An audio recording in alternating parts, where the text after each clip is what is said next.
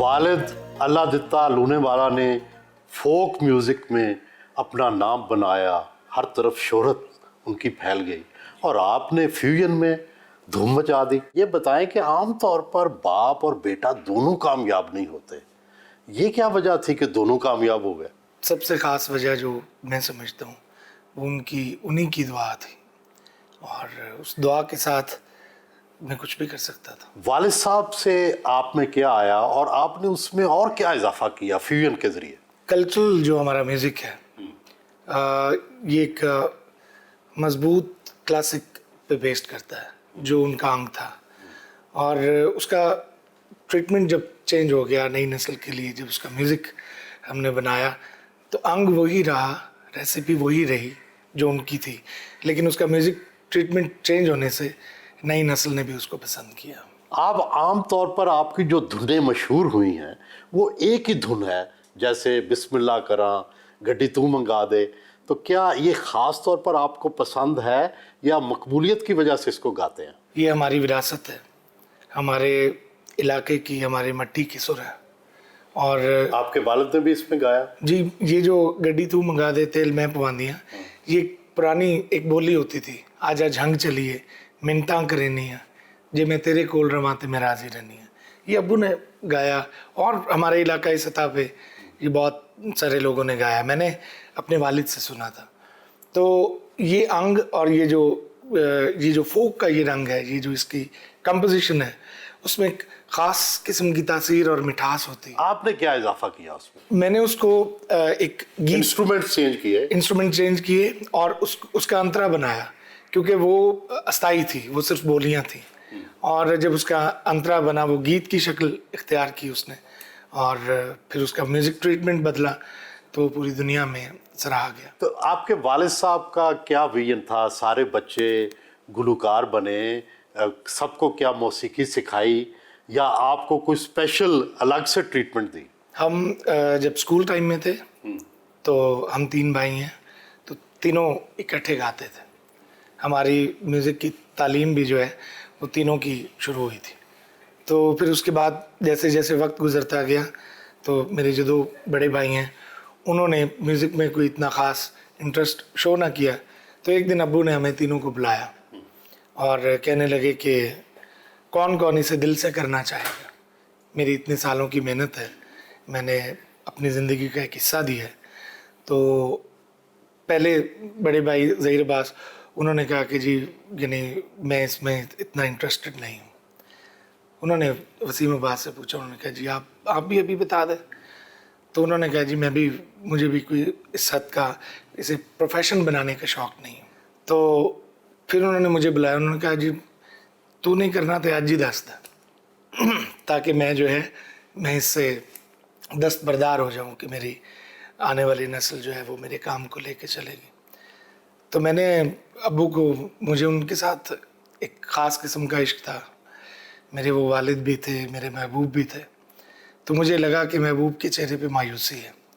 तो मैंने कहा कि जी आप जैसे आप हुक्म करें। तो कहते नहीं तुम्हारी अपनी मर्ज़ी। मैंने कहा जी मुझे भी जिस तरह लोग आपसे प्यार करते हैं, आपकी इज़्ज़त करते हैं, तो मेरे दिल में ये ख्वाहिश है कि आप मेरे रोल मॉडल हैं, मैं आप जैसा बन जाऊँ। तो फिर उन्होंने मुझे बाकायदा जिसे कह लें कि फिर हम लोग साथ रहे स्कूल टाइम में। हमने बहुत गांव-गांव, शहर-शहर जहाँ वो जाते थे, मेलों में बहुत बड़े-बड़े क्राउड्स होते थे, तो वहाँ पे मैंने उनके साथ परफॉर्म करना। तो ये मेरी चॉइस भी थी, उनकी ख्वाहिश भी थी।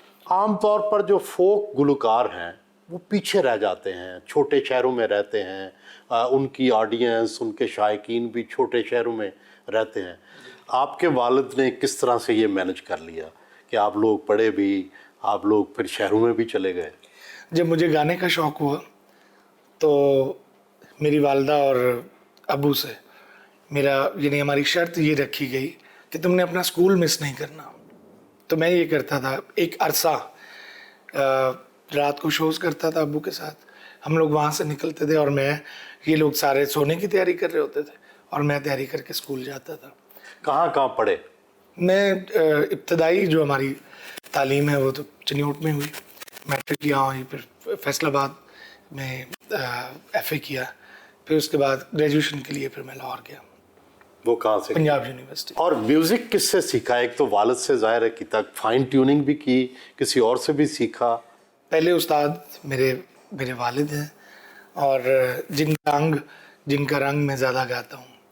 और फिर खान साहब, अफजल खान साहब, हफीज़ खान साहब, तालवंडी घराना है, तो वो उनको फिर अब्बू ने हमारे यानी घर में, वो बुज़ुर्ग थे बहुत, उम्र रसीदा, और तहज्जुद गुजार गवैये थे कि वो भी गाने वाले थे, लेकिन वो एक वज़ू में 5 नमाज़ें पढ़ते थे इंक्लूडिंग तहज्जुद के। तो उनसे क्लासिकल की तालीम दिलवाई की जो मेरे नसीब में था। फिर मेरी अकीदत जो है, मैं बहुत सुनता था कव्वाली, बचपन से ही मुझे बहुत शौक़ था, तो उस्ताद नुसरत अली खान साहब से मैं बहुत इंस्पायर्ड था, और फिर मैंने उनकी काफ़ी चीज़ें गाई। फिर खान साहब से दुआ का मौका मिला, और एक दिन खान साहब ने लाहौर बुलवाया, मैं उस टाइम स्कूल में पढ़ता था, तो जब वो इलाज के लिए लंदन जा रहे थे, ये उससे 2-3 दिन पहले की बात, तो इस वादे के साथ कि मैं वापस आऊँगा, अब्बू को उन्होंने खुद कहा कि नदीम अब्बास को मैं बताऊँगा क्लासिकल म्यूज़िक, और इसकी म्यूज़िक की तरबियत मैं करूँगा, क्योंकि अब्बू भी खान साहब के शागिर्द थे, उनसे उनका दुआ का एक सिस्टम था। तो ये मुख्तलिफ़ असातिज़ा की दुआ से और उनके रहनुमाई से मतलब इस काबिल हुए हैं कि थोड़ा बहुत गुनगुना लेते हैं। नाश्ते की टेबल पर आए जहां भाई और भतीजा भी मौजूद। नाश्ते में ऑमलेट, चने और हलीम से तवाज़ो की।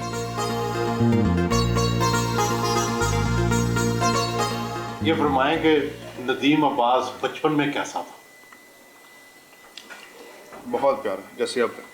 अच्छा, ये क्या खास बात याद है? हम सब बहन भाइयों का और माँ बाप का ये समझ लीजिए लाडला था।